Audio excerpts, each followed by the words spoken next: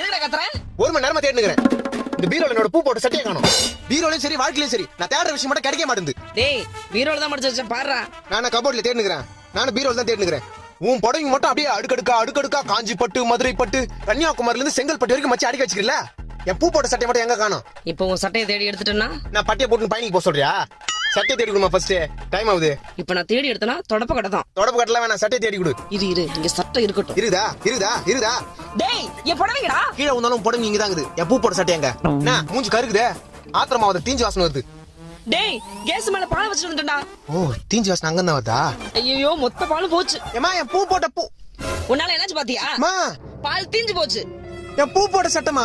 டேய் இங்க பால் தீஞ்சு போச்சுன்ற பூ போட்ட சட்டையா? இந்த கருத்து நீ ஏன் பாத்துட்டு இருக்கற? என் பூ போட்ட சட்டையே இதாமா? பூ போட்ட சட்டை இதுதானா?